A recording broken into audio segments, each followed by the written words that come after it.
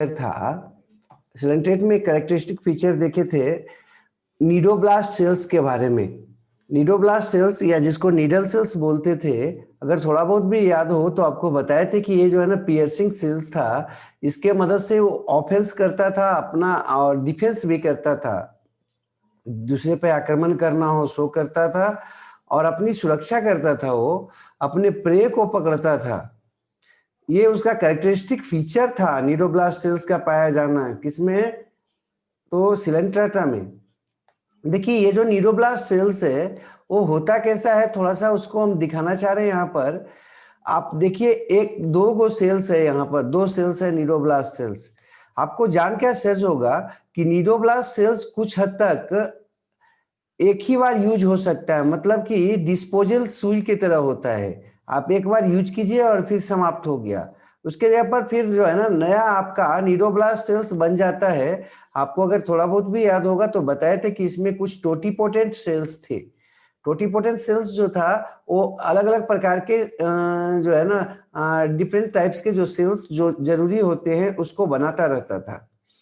तो ये जो नीडोब्लास्ट सेल्स है, ये अभी बाएं तरफ जो हम लोग देख रहे हैं वो अनयूज्ड है, मतलब अनडिस्चार्ज है। जैसे ही कोई आपका इसका प्रे या कोई दुश्मन वगैरह आता है और आकर नीडोसील पर आकर सटता है वो, तो नीडोसील जो है ना वो सेंसरी आपका हेयर जैसा काम करता है और वो सेंसेशन देता है इसके नीडोब्लास्ट सेल्स में।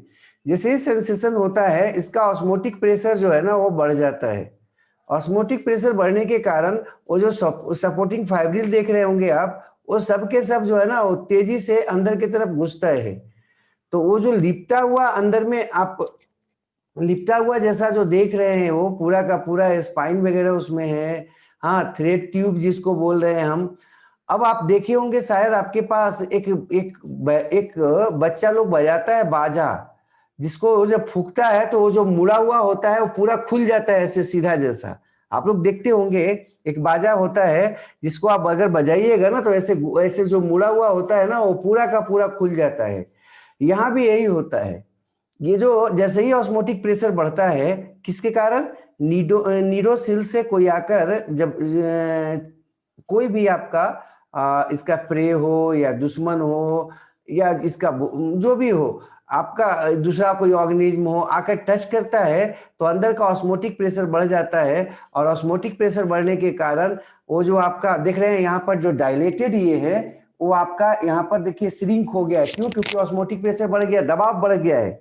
और दबाव बढ़ने के कारण वो झटका से जो है ना वो बाहर की तरफ फेंक देता है। जैसे कि वो बाजा जो था, जो प्लास्टिक वाला आता है जिसको बजाने पे क्या होता है वो जो है ना बाहर की तरफ फेंक देता है ना।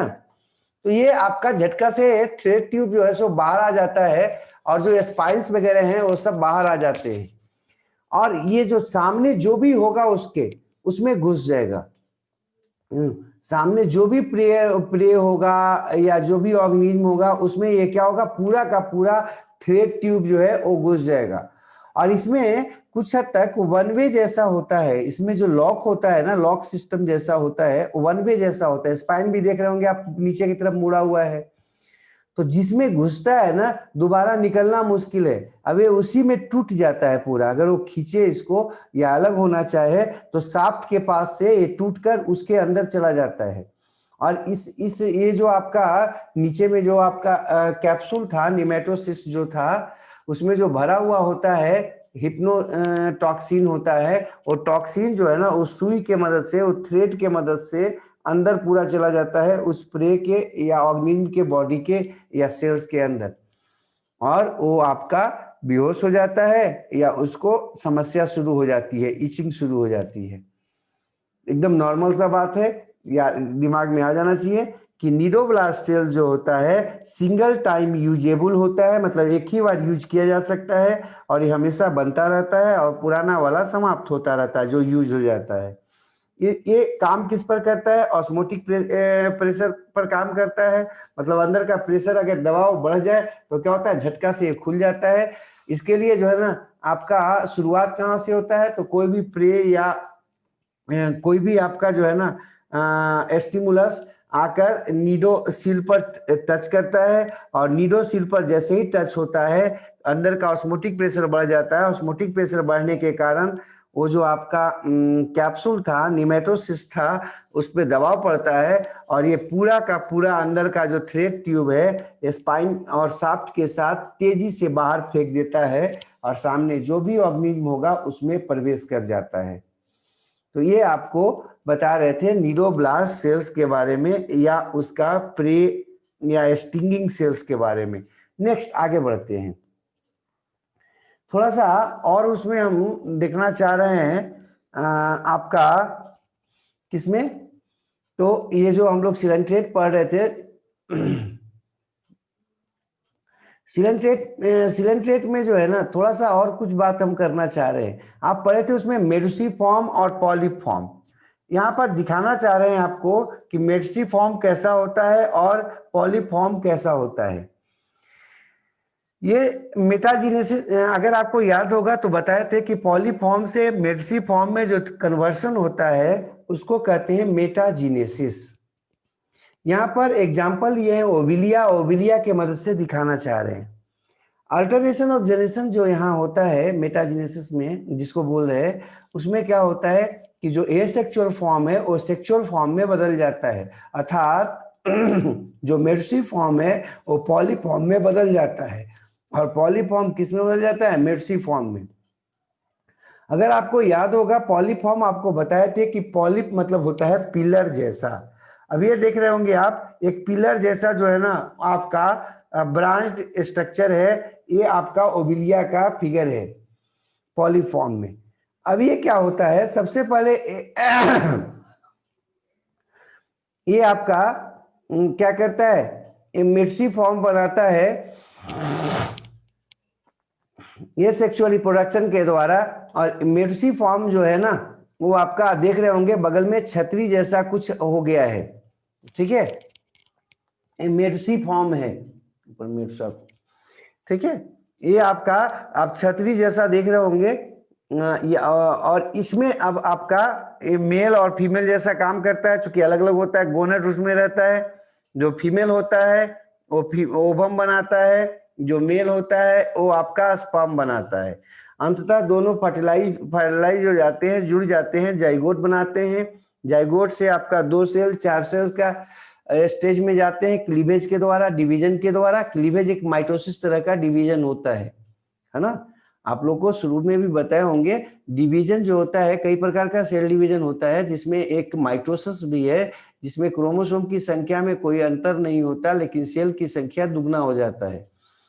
तो यहाँ पर क्लीवेज होना शुरू हो जाता है, और जाइगोट जो है ना इम्ब्रियो में अंतर बदल जाता है। इम्ब्रियो का नाम यहाँ पर ब्लास्टुला है। ये ब्लास्टुला जो है ना अंततः प्लैनुला लार्वा में बदल जाता है, और ये जो प्लैनुला लार्वा है ये अंततः बैठ जाता है धीरे धीरे नीचे की तरफ। शुरू में ये तैरता चलता है, लेकिन फिर मैच्योर होने के लिए ये आपका क्या करता है, सबस्ट्रेटम से अटैच हो जाता है। नीचे जो देख रहे होंगे आप ब्लैक जैसा, वो सबस्ट्रेटम है, ये पूरा सबस्ट्रेटम है। सबस्ट्रेटम मतलब जमीन, वो जिस पानी के में है ये, वो उस पर जाके प्लैनुला जो लार्वा था वो बैठ जाता है। बैठने के बाद अंततः वो पॉलिप के रूप में डेवलप होने लगता है और फिर पॉलिप बना देता है। ये अल्टरनेशन ऑफ जनरेशन आप यहाँ पर देख रहे होंगे। पॉलिप से किस रूप में, पॉलिप से मेडुसा फॉर्म में, और मेडुसा से पॉलीफॉर्म में। जो आपका पॉलिप था वो एसेक्सुअल रिप्रोडक्शन करता है, हाँ, बर्ड जैसा स्ट्रक्चर बनाता है, और वो अंततः मेडुसा के रूप में कन्वर्ट होकर अलग हो जाता है। और वो मेडुसा फिर क्या करता है, वो अंततः सेक्सुअल रिप्रोडक्शन करता है, और सेक्सुअल रिप्रोडक्शन के द्वारा फिर से पॉलिप फॉर्म में बदल जाता है। ठीक है, अब हम आगे बढ़ जाते हैं। ये है आपका पॉलिप और मेडुसा वाला बात बता रहे थे।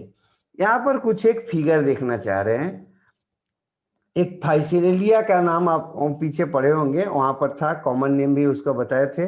फाइसेलिया जो है उसको हम लोग कॉमनली कहते हैं पोर्चुगीज मैन ऑफ बार, है ना, पुर्तगाली मनुष्य जो आपका क्या करता है, युद्ध के लिए तैयार है या युद्ध में शामिल है।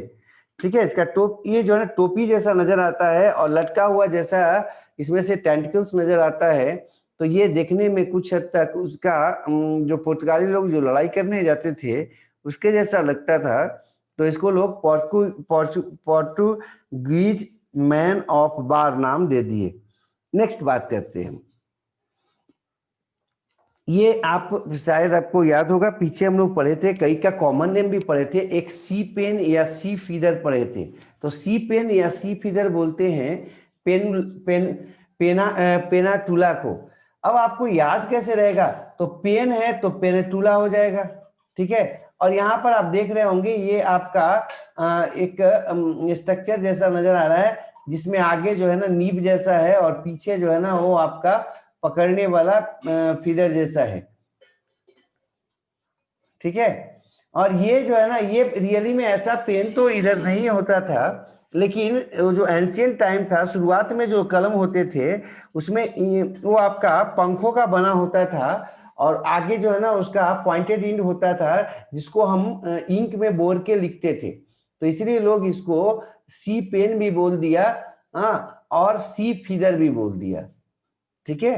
पंख जैसा भी है और कैसा है, चूंकि शुरुआत में पंखों से को ही आगे पॉइंटेड बना के लिखा जाता था, उसको डुबा डुबा के कुछ में भाई इंक में।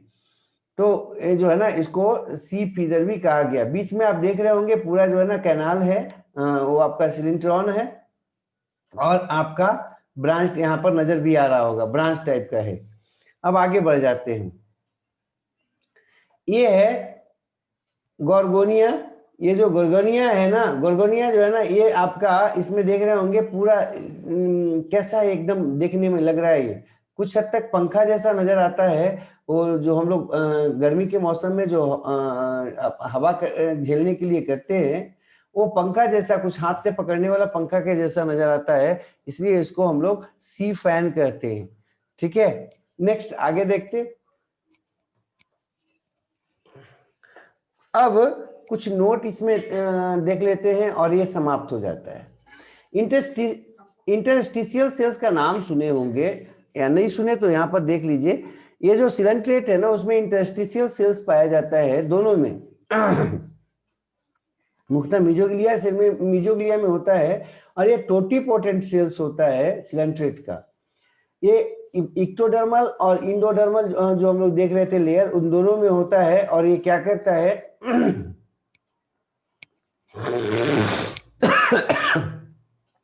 आप अगर आपको याद होगा तो पढ़े होंगे कि जो आपका सिलेंट्रेट होता है उसका बॉडी वाल जो होता है दो लेयर का बना होता है, इपिडर्मिस और गैस्ट्रोडर्मिस के रूप में, और उन दोनों में ये टोटीपोटेंट सेल के रूप में पाया जाता है। कौन? Interstitial cells. इसका काम क्या है कि जो भी सेल्स आपका डैमेज हो जाए या समाप्त हो जाए या खराब हो जाए, उसके जगह पर नया सेल्स को बना देता है। तो आपको स्टिंगिंग सेल्स या नीडोब्लास्ट सेल्स जो बता रहे थे कि वो आपका जब डैमेज हो जाता है, केवल एक ही बार यूजेबल है ना, ये सिंगल टाइम यूजेबल है, तो जैसे ही ये आपका यूज हो जाता है तो ये डैमेज हो जाता है, तो ये बनता किससे होगा? इंटरस्टिशियल सेल्स से बनता है। और एक बात को ध्यान रखिएगा कि स्टिंगिंग सेल्स या नीडोब्लास्ट सेल्स जो है ना केवल और केवल एपिडर्मिस में पाया जाता है, गैस्ट्रोडर्मिस में नहीं होता, ठीक है। अब क्वेश्चन कई बार पूछ देता है कि हाइड्रा को सिलेंट्रेट क्यों कहते हैं, सिलेंट्रेट का कहे जाने का क्या कारण है? तो आराम से बता देना कि सिलेंट्रॉन पाया जाता है, उसमें बॉडी कैविटी पाया जाता है और नीडोब्लास्ट पाया जाता है। इन दोनों के पाए जाने के कारण ही हाइड्रा को हम लोग क्या कहते हैं? सिलेंट्रेट कहते हैं, ठीक है। अब हम सिलेंट्रेट को छोड़ देते हैं, आगे बढ़ जाते हैं और अगला है फाइलम टीनोफोरा। ये थर्ड फाइलम हम लोग देख रहे हैं टीनोफोरा को। टीनोफोरा जो होता है वो आपका आया है दो ग्रीक वर्ड से, टीनोस और एक है फोरस। टीनोस का मतलब होता है कॉम और फोरस मतलब बियरर, मतलब कंघी जैसा आपका वो पट्टी रखने वाला एनिमल्स। इसका जो बॉडी होता है वो आपका ट्रांसपेरेंट होता है और उस पे कॉम जैसा, कंघी जैसा जो है ना स्ट्रक्चर आपका पाया जाता है, जो रियली में सिलिया का फ्यूज्ड रूप होता है। हाँ, सिलिया फ्यूज्ड रूप में पाया जाता है और देखने में कुछ हद तक कंघी जैसा नजर आता है। अभी आगे फिगर देखेंगे। ये जो फाइलम टिनोफोरा है इसको हम लोग एनिडेरिया भी कहते हैं। और इसे जो है ना लोग ज्यादा इसके बारे में नहीं जानते थे, लेकिन जब इसको देखा गया और खोजा गया तो ये अपने काफी आकर्षक जो है ना लुक के कारण लोगों के आकर्षण का केंद्र बना। टिनोफोरा जो है वो आपका शब्द जॉर्ज क्यूवियर द्वारा दिया गया था रियली में, ठीक है, लेकिन इसका जो खोज किया गया अलग क्या बोलते हैं ग्रुप के रूप में, वो किया गया था इचरेच के द्वारा, इचरस के द्वारा किया गया था। इसका कॉमन नेम जो होता है कॉम बियरर या कॉम जेली या सी वालनट या सी गूज बेरीज कहते हैं, ठीक है। तो इसका नाम कई है, कॉमबेरी मतलब कि कंघी जैसा, कॉम जेली, इसी तरह से सी वालनट, वालनट नाम सुने होंगे, फल है, गुजबेरी, बेरी भी नाम सुने होंगे शायद आप। तो ये फल जैसा नजर आता है कुछ हद तक, तो देख तो लोग इसको गुजबेरी वगैरह बोल देते हैं। अगला है इसका स्पीसीज का कितना है। अभी जो है ना फिलहाल इसका करीब करीब 50 जो है ना स्पीसीज के बारे में ज्यादा हमको आइडिया है, हम लोगों को इसके बारे में जानकारी है, और उसके बारे में अभी जो है ना पूरी तरह से जानकारी नहीं है। डिस्ट्रीब्यूशन जो होता है वर्ल्ड वाइड होता है, वर्ल्ड वाइड का मतलब आपको बताए थे पूरे विश्व में, प्लस हैबिटेट जो इसका होता है मैरीन होता है, मतलब ये समुद्र में पाया जाता है मुख्यतः। हैबिट जो होता है इसका सॉलिटरी होता है, अकेला रहना पसंद करता है, पेलेजिक होता है मतलब नीचे बैठना पसंद करता है, और तो और फ्री स्विमिंग भी करता है सिलिया के मदद से। अब रीजनरेशन जो होता है, बेंथिक बताए थे आपको नीचे बैठने वाला, पेलेजिक बताए थे जो ऊपर में रहेगा, आपको ये बात पीछे हम कर चुके हैं। रीजनरेशन और इसका एक और खासियत है, दो बहुत इंपॉर्टेंट खासियत है। एक तो इसमें रीजनरेशन की क्षमता काफी अच्छी होती है, और दूसरा है बायोलुमिनेंस पाया जाता है। ये क्या करता है, प्रकाश को इमिट करता है, कुछ केमिकल जो है ना रिएक्शंस के कारण इसके अंदर से जो है ना हमेशा क्या होता है, प्रकाश निकलता रहता है, अर्थात बायोलुमिनेंस इस घटना को बोलते हैं। शेप जो इसका होता है वेरिएबल होता है, मतलब स्फेरिकल हो सकता है, सिलिंड्रिकल हो सकता है, पीयर शेप्ड हो सकता है, ठीक है। साइज भी इसका वेरिएबल होता है। नेक्स्ट जो बात है, सिमेट्री जो होता है वो आपका बाई रेडियल होता है।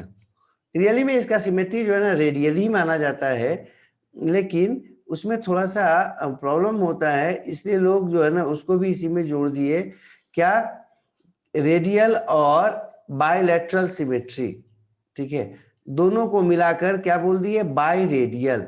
बायलैटरल सिमेट्री मतलब सिर्फ दो भाग में बांटा जा सकता है बीच से करके, ठीक है, और रेडियल सिमेट्री मतलब किसी भी तरफ से डिवीजन किया जा सकता है, उसको बांटा जा सकता है।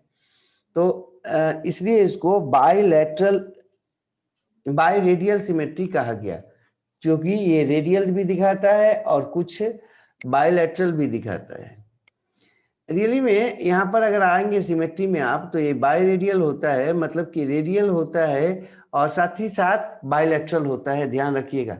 क्यों भाई, तो इसमें जो है ना कंघी का प्लेट जैसा जो है ना वो आपका अरेंज होता है, जो रेडियल सिमेट्री दिखाता है, लेकिन टेंटिकल्स के पाए जाने के कारण और गैस्ट्रोवास्कुलर कैनाल्स के ब्रांच होने के कारण ये बायलैटरल टाइप का होता है। ध्यान रखिएगा, यहाँ पर ये दोनों को अंडरलाइन कर देते हैं, ध्यान रखिएगा कि कॉम प्लेट के कारण ये रेडियल सिमेट्री दिखाता है, जबकि टेंटिकल्स के कारण या गैस्ट्रोवास्कुलर कैविटी में जो ब्रांचिंग होता है उसके कारण एक ऐसा नजर आता है, बायलैटरल सिमेट्री दिखाता है। जर्मिनल लेयर जो इसमें होता है डिप्लोब्लास्टिक होता है, मतलब दो एम्ब्रियोनिक लेयर से ये बनता है। इसका लेवल ऑफ ऑर्गेनाइजेशन जो होता है टिश्यू ग्रेड ऑफ ऑर्गेनाइजेशन होता है। अपेंडेजेस जो इसमें होते हैं वो आपका मौजूद भी हो सकते हैं और नहीं भी हो सकते हैं, और होंगे भी तो समानता जो है ना टेंटिकल्स के रूप में होते हैं। टेंटिकल्स टेंटिकल्स जो होता है वो अगर आपको सब में टेंटिकल्स होता नहीं है ना, कुछ में होता है, और टेंटिकल्स अगर होगा तो लंबा होता है, ठीक है, दो होता है, सॉलिड होता है, अगला, बॉडी वॉल जो इसका होता है 2 लेयर का बना होता है। आउटर लेयर को इक्टोडर्म बोलते हैं और इनर लेयर को गैस्ट्रोडर्मिस बोलते हैं या इंडोडर्म बोलते हैं। मीजोगेलिया जो इसमें होता है वो आपका प्रेजेंट होता है और इसको हम लोग कॉलेनकाइमा भी कहते हैं। ठीक है, ये आपका सेलुलर कई प्रकार के सेल्स को रखता है, जैसे एमिबोसाइट सेल्स, जैसे आपका मसल सेल्स और इलास्टिक फाइबर सेल्स, इन सारे सेल्स को रखता है। मतलब इसका मीजोग्लिया जो होता है वो आपका सेलुलर टाइप का होता है। ठीक है, टेंटिकल्स जो होता है वो आपका एडहेसिव सेल्स रखता है, जिसको हम लोग कोलोब्लास्ट सेल्स या लासो सेल्स कहते हैं। जबकि नीडोब्लास्ट सेल्स जो आप देख रहे थे अभी निडेरियंस में, वो एब्सेंट होता है यहाँ पर। तो नीडोब्लास्ट सेल्स नहीं होता, उसके जगह पर जो है ना दूसरे सेल्स होते हैं, जैसे कोलोब्लास्ट या लासो सेल्स। और कौन हो गया, कोलोब्लास्ट या लासो सेल्स काम क्या करता है, तो चिपकने में मदद करता है, पकड़ने में, कैच करने में मदद करता है। नेक्स्ट है बॉडी फॉर्म्स। इसका जो शरीर होता है, बॉडी फॉर्म्स होता है, वो ट्रांसपेरेंट होता है। एक्सटर्नल जो है ना आपका सरफेस पे 8 बीचों बीच जो है वो क्या पाया जाता है, 8 जो है ना मेरिडियन कॉम प्लेट पाया जाता है, जिसपे सिलिया पाया जाता है और सिलिया फ्यूज्ड रूप में होता है। ये जो आपका सिलिया पाए जाने के कारण ये जो फ्यूज रूप में कॉम प्लेट में है, ये आपका क्या कहलाता है, ये सिलिएटेड कॉम प्लेट्स कहलाता है। और सिलिएटेड कॉम प्लेट्स करता क्या है, लोकोमोशन में मदद करता है। फिर से बोल दे रहे हैं, इसका जो बॉडी फॉर्म होता है वो कैसा होता है, ट्रांसपेरेंट होता है। और बाहरी सतह पर 8 जो है वो बीच बीच में एकदम बीचों बीच एकदम दोनों साइड से क्या पाया जाता है, कॉम प्लेट पाया जाता है, जो रियली में सिलिया युक्त होता है और सिलिया के फ्यूज होने के कारण कॉम प्लेट के रूप में नजर आता है। ये जो कॉम प्लेट होता है उसका काम क्या हो गया, लोकोमोशन। नेक्स्ट आगे बढ़ते, अब हम जब आगे बढ़ते एक फिगर देख लेते हैं पहले। इसका फिगर में आप देख रहे होंगे ये पियर शेप या बालनट शेप है। इसमें आप देख रहे होंगे कुछ आपका काला काला जैसा नजर आ रहा है, धारी जैसा। ये जो काला धारी जैसा जो आपको नजर आ रहा है वो कॉम प्लेट है। ठीक है, कॉम प्लेट आपको नजर आ रहा है। कॉम प्लेट जो है ना उसमें आप देख लीजिए टोटल गिन के तो कितना है, 8 है कॉम प्लेट। ठीक है, प्लस आप देख रहे होंगे 2 जो है ना टेंटिकल्स पाया जा रहा है, और टेंटिकल्स आप देख रहे होंगे पूरा जो है ना हेयरी जैसा है, काफी लंबा होता है। वो जो कॉम प्लेट है सिलिएटेड है, इसलिए जो है ना वहां पर सिलिया है, इसलिए वो आपका कॉम जैसा नजर आ रहा है। ये एक एग्जाम्पल है इस आपका फाइलम का, और उसका नाम है प्लूरो ब्रांचिया। ठीक है, नेक्स्ट बात करते हैं। अगर हम इसका इंटरनल स्ट्रक्चर को देखना चाहें प्लूरो ब्रांचिया का, तो आराम से देख सकते हैं। थोड़ा सा पीछे हम आते हैं, एक बार फिर से पीछे आते हैं और दोनों का तुलना आप करके देख लेंगे। इसमें ओरल और एबोरल सरफेस पाया जाता है। ओरल सरफेस उस सरफेस को कहते हैं जिसमें माउथ पाया जाता है। अब माउथ का अपोजिट वाला जो सरफेस होता है उसको एबोरल कहते हैं। देखो इसमें माउथ नीचे की तरफ है, वो हाँ वो वाला माउथ है, हाँ वो नीचे की तरफ खुल जाता है। ठीक है, और ऊपर आने के बाद देखिए इसका ब्रांच हो गया गैस्ट्रोवास्कुलर कैविटी, एक इधर दाएं की तरफ एक बाएं की तरफ। ठीक है, और इसलिए ये बायलेटरल सिमेट्री दिखा रहा है। और ऐसे अगर देखिए आप किसी कारण कॉम प्लेट के कारण तो आपको रेडियल सिमेट्री नजर आ रहा होगा, है ना, किधर किसी भी साइड से बांट दीजिए आप 2 भाग में बढ़ जाएगा, गेंद जैसा है।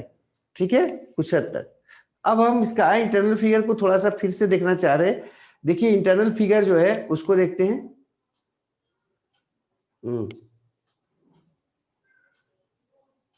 इंटरनल फिगर को देखते हैं। ये इंटरनल फिगर है। इसमें देखिए ये आपका ओरल साइड से माउथ जुड़ा हुआ है। अंदर इसमें देख रहे होंगे आप, काफी बढ़िया फेरिंजियल कैनाल पाया जाता है, इसमें डेवलप्ड होता है, काफी विकसित होता है। और स्टोमक जैसा इसमें होता है जहां पर वेल डेवलप्ड डाइजेशन होता है। फिर आपका एबोरल कैनाल है जो अंततः आगे जाकर दो एनल आपका कैनाल में बढ़ जाता है और एनल कैनाल एनल पोर के रूप में खुल जाता है। तो इसमें कितना होता है एनल पोर? 2 होता है एनल पोर, माउथ 1 होता है। तो आप यहाँ पर 3 पोर देख रहे होंगे, 2 हो गया एनल पोर और एक आपका माउथ, दोनों अपोजिट डायरेक्शन में है। माउथ होता है ओरल ओरल इंड के तरफ और एबोरल जो इंड है उसके तरफ होता है कौन? आपका ओ एनल पोर।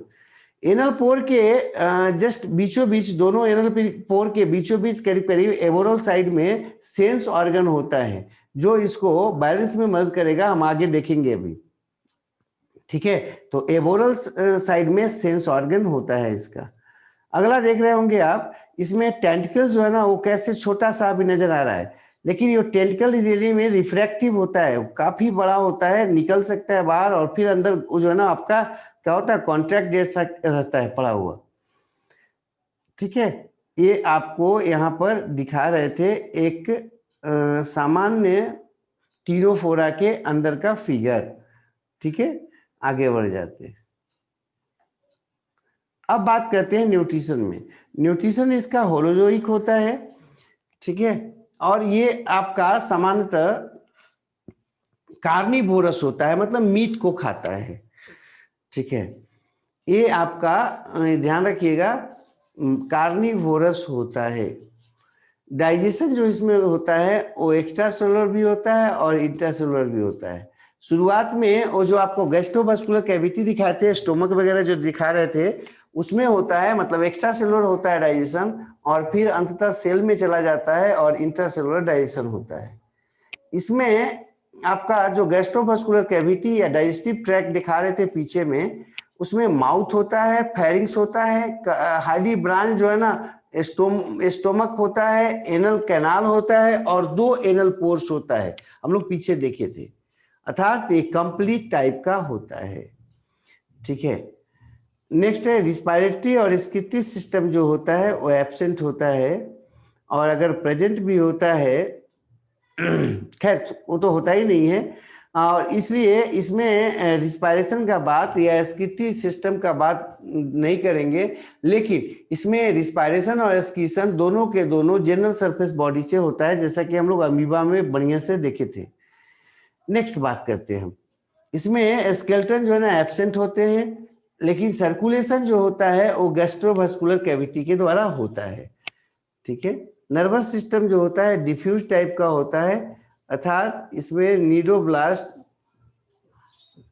सॉरी क्या बोले थे वो जो आपका नर्वस सिस्टम है वो आपका कैसा होता है, डिफ्यूज टाइप का होता है, जैसा कि नीडेरियंस में हम लोग देखे थे नर्व नेट के रूप में था। ठीक है, यहाँ पर ब्रेन वगैरह का बात नहीं करेंगे। अगला जो बात करते हैं हम सेंस ऑर्गन का। सेंस ऑर्गन एक होता है, वो आपका होता है जिसका नाम है स्टेटोसिस्ट। स्टेटोसिस जो होता है वो एबोरल साइड पर था, पीछे हम लोग फिगर में देखे थे, माउथ के करीब करीब अपोजिट। और इसका काम क्या है, ये आपका इक्विलिब्रियम में मदद करता है, मतलब स्थिर रखने में मदद करता है। अगला है रिप्रोडक्शन। रिप्रोडक्शन जो इसमें होता है केवल सेक्सुअल टाइप का होता है। ठीक है, ये आपका बाइसेक्सुअल होता है, साथ ही साथ मोनोसियस होता है और हर्माफ्रोडाइट होता है। गोनड जो होता है वो आपका इंडोडर्मल होता है और फर्टिलाइजेशन जो है ना वो एक्सटर्नल होता है। ठीक है, अर्थात पानी में, इसमें बॉडी के अंदर फर्टिलाइजेशन नहीं होगा, लेकिन गोनड जो होगा इंडोडर्मल जो है ना आपका लेयर में होगा। अब बात करते हैं डेवलपमेंट। डेवलपमेंट जो होता है इनडायरेक्ट होता है, और इनडायरेक्ट होने का मतलब समझ ही रहे होंगे आप, लार्वा स्टेज पाया जाएगा।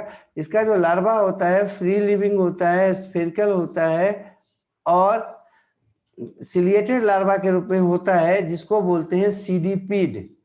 सीडीपीड लार्वा जो है ना इसका कॉमन इसमें पाया जाता है। ठीक है, याद रखिएगा, नेक्स्ट यूनिक फीचर का बात कर रहे हैं कि ये जो आपका कैरेक्टर है, ये जो है इस आपका ग्रुप का, उसमें क्या महत्वपूर्ण है जो किसी अन्य में नहीं है। तो पहला इसमें यूनिक फीचर में है कि 8 सिलिएटेड कॉम्ब पाया जाता है, 8 सिलिएटेड कॉम्ब पाया जाता है, किसी में भी ऐसा नहीं मिलता है। दूसरा जो है वो है कि कॉम्ब करता क्या था भाई, तो स्विमिंग में मदद करता है, तैरने में मदद करता है, ध्यान रखिएगा। अब अगला जो है ना, इसमें लाइट प्रोड्यूस होता है, मतलब बायोलुमिनेंस दिखाता है ये, ठीक है। नेक्स्ट बात करते हैं, इसमें एडहेसिव सेल जो होता है एब्सेंट होता है, किस रूप में, नीडोब्लास्ट सेल्स के रूप में, लेकिन उसके जगह पर एक स्पेशल एडहेसिव सेल्स होता है जिसका नाम है कोलोब्लास्ट सेल्स या लासो सेल्स। ये आपका रियली में टेंटिकल्स में पाया जाता है और ये आपका प्रोटेक्शन में और कैप्चरिंग में मदद करता है फूड का। अगला है, इसमें 2 एनल पोर्स होते हैं, वो हम लोग पीछे देखे थे। मतलब यहां से एनल पोर का शुरुआत हो जाता है, एनस का शुरुआत हो जाता है। मीजोग्लिया जो होता है वो उसमें सेल्स पाए जाते हैं जिसमें अमीबोसाइट सेल्स है, स्मूथ मसल्स है, ये सब हम लोग पीछे देखे थे, वो आपका स्पेशलाइज्ड सेल्स है। नेक्स्ट जो बात करते हैं, इसका उदाहरण का बात करते हैं। उदाहरण में है हॉर्मीफोरा, जिसको सी वालनट कहते हैं, अभी फिगर पीछे दिखे थे हम लोग। अगला है प्लूरो ब्राचिया, ये आपको गूज बेरी कहलाती है। और नेक्स्ट है टीनोप्लाना और सिस्ट्रम, सिस्ट्रम को हम लोग वेनस गर्डल भी कहते हैं, हाँ, जबकि बेरोई को हम लोग स्विमिंग आई ऑफ कैट्स कहते हैं, ठीक है। ये कुछ इसका उदाहरण था। नेक्स्ट, तो ये जो आप लोग हम लोग देख रहे थे टीनोफोरा के बारे में, समाप्त हो गया। टीनोफोरा छोटा है, ज्यादा जो है ना उस पर दिमाग लगाना नहीं है, उसमें केवल यही दिमाग में रखिएगा कि कॉम प्लेट होता है। उसका यूनिक फीचर कम से कम जो बताए हैं उसको एक बार जरूर देख लीजिएगा। अगला है आपका फाइलम प्लेटीहेल्मिन्थ। फाइलम प्लेटीहेल्मिन्थ जो है वो आया है ग्रीक वर्ड से, जिसमें है प्लेटिस का मतलब फ्लैट और हेल्मिन्थ का मतलब वर्म, अर्थात फ्लैट वर्म। तो इसका कॉमन नेम क्या हो जाएगा, फ्लैट वर्म। ये जो प्लेटीहेल्मिन्थ शब्द है वो दिया गया था गैंगेबर के द्वारा, ठीक है, गंगेबोर के द्वारा, और इसके स्टडी को हम लोग क्या कहते हैं, हेल्मिन्थोलॉजी कहते हैं। कॉमन नेम आपको बता ही दिए थे। इसमें जो नोन स्पेसिस है करीब 13,000 होता है, डिस्ट्रीब्यूशन इसका पूरे वर्ल्ड वाइड होता है। लोग इसको कॉस्मोपॉलिटन भी कह देते हैं, लेकिन कॉस्मोपॉलिटन का मतलब आप समझिएगा सब जगह, लेकिन सब जगह ये नहीं होगा, विश्व में हर जगह होता है, लेकिन हर जगह मतलब हवा में थोड़ी ये होगा। इसको हम लोग फ्लैट वर्म क्यों कहते हैं, तो रियली में इसका जो शरीर होता है डॉर्सो वेंट्रली फ्लैटेंड होता है। डॉर्सो वेंट्रली फ्लैटेंड का मतलब डॉर्सल साइड और वेंट्रल साइड की तरफ से फ्लैटेंड होता है, चपटा होता है, और इसीलिए हम लोग इसको फ्लैट वर्म कहते हैं। इसका जो हैबिटेट और हैबिट का बात अगर करो तो अधिकांशतः इसमें इसके जो रिप्रेजेंटेटिव हैं वो इंडो पैरासाइट्स होते हैं, लेकिन कुछ आपके फ्री लिविंग और होते हैं, और वो जो फ्री लिविंग स्पेसीज होते हैं वो अधिकांशतः एक्वेटिक होते हैं। या तो पानी में फ्रेश वाटर में रहेंगे या मैरीन के रूप में। तो हम लोग ऊपर में बताए थे आपको कि ये आपका मुख्यतः किस रूप में रहता है, इंडो पैरासाइट्स के रूप में। हाँ, कुछ जो इसके आपके हैं वेराइटी वो पाए जाते हैं फ्री लिविंग के रूप में, और जो फ्री लिविंग के रूप में होते हैं वो भी अधिकांशतः किस में होते हैं, एक्वेटिक रूप में होते हैं, ठीक है। अगला जो बात करते हैं कि एक उदाहरण है डुगेसिया जो है, या जिसको हम लोग प्लेनेरिया भी कहते हैं, ये फ्लैट वर्म है और ये पाया जाता है पॉन्ड में, लेक में या स्ट्रीम्स में। मतलब वो जो आपका समानता जो पानी इकट्ठा जैसा है ना उसमें ज्यादा ये दिखाया गया है प्लेनेरिया को।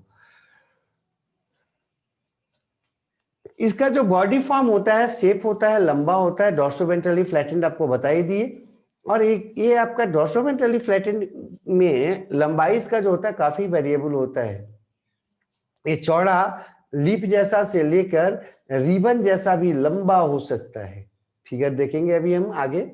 साइज जो होता है इसका माइक्रोस्कोपिक होता है, और माइक्रोस्कोपिक से लेकर वो कई मीटर तक का हो सकता है, 30 मीटर तक का हो सकता है। मतलब कुछ को माइक्रोस्कोप से ही देखना संभव है, जबकि कुछ जो है ना काफी लंबे होते हैं। कलर जो इसका होता है अधिकांशतः व्हाइट होता है और कुछ कलरलेस होता है। साथ ही साथ कुछ इसमें ब्लैक ग्रे होता है, ब्राउन होता है और ब्राइटली कलर्ड होता है। सिमेट्री का अगर बात करेंगे तो बायलैटरल सिमेट्री होता है। और सबसे प्रिमिटिव बायलैटरल सिमेट्री वाला एनिमल ये माना जाता है। ठीक है, अर्थात वैसा एनिमल जहां से बायलैटरल सिमेट्री का शुरुआत हुआ है। ठीक है, अब बायलैटरल सिमेट्री शायद आपको याद होगा। बायलैटरल सिमेट्री किसको कहते थे?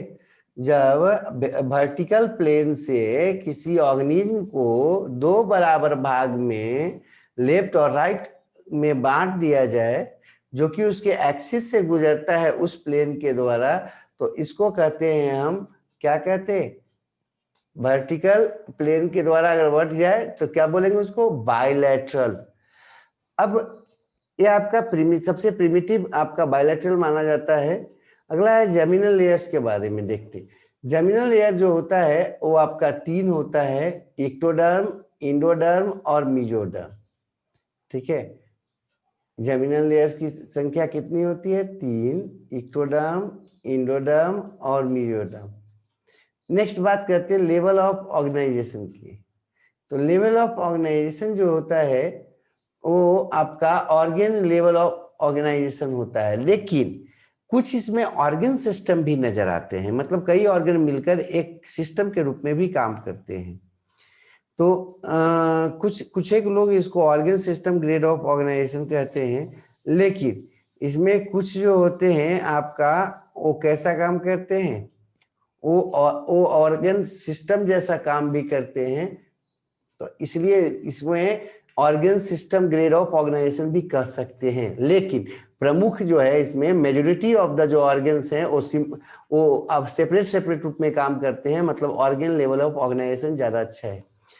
सिलोम जो है इसमें वो एसिलोमेट होते हैं, मतलब कि एब्सेंट होता है।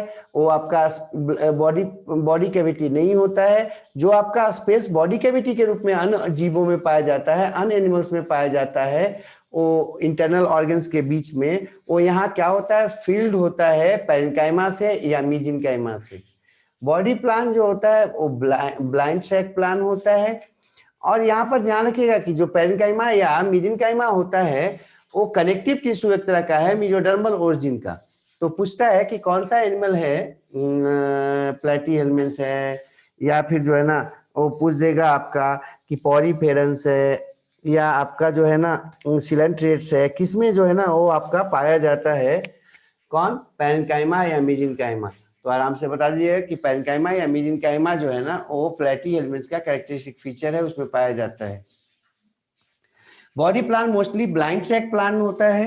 ब्लाइंड सैक बॉडी प्लान आप लोग को याद ही होगा कि एक तरफ से जो है ना वो खुला हुआ है और दूसरा तरफ से कोई पोर नहीं है, एक ही पोर होगा।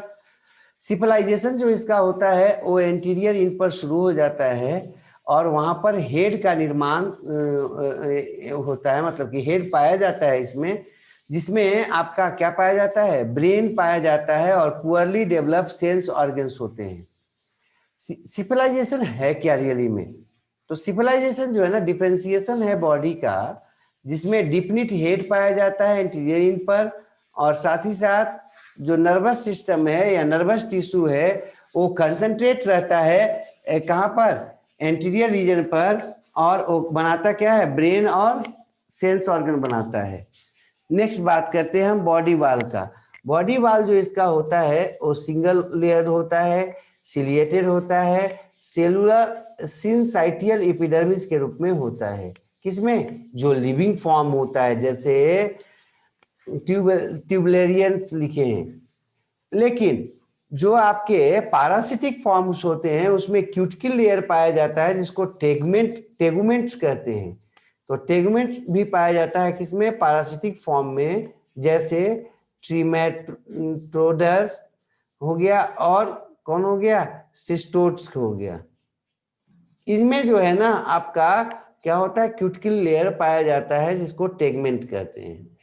आगे बात करते हैं, जो पारासिटिक फॉर्म्स होता है इसमें, उसमें हुक और सकर पाया जाता है जो स्क्लेरोप्रोटीन का बना होता है। स्क्लेरोप्रोटीन आपको बात किए थे, स्क्लेरोप्रोटीन का मतलब होता है हार्ड, कड़ा प्रोटीन, और इसके कारण ये काफी हार्ड होते हैं। स्ट्रक्चर इसका जो होता है हुक या सकर काफी हार्ड होता है, और ये होस्ट से जुड़ने में मदद करता है।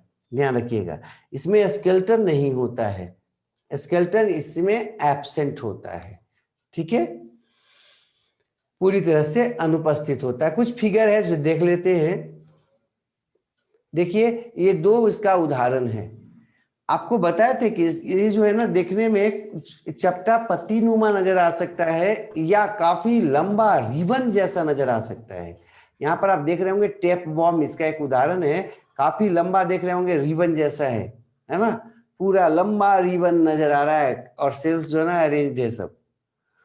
इसमें लिवर फ्लूइड भी एक नजर आ रहा होगा आपको बगल में, और ये लिवर फ्लूइड आप देख रहे होंगे ये चपटा पत्ती नुमा रचना जैसा है। ठीक है, ये लिवर फ्लूइड है। अब आगे बढ़ जाते हैं। ठीक है, आगे में जो है ना हम इसको अगला दिन देखते हैं।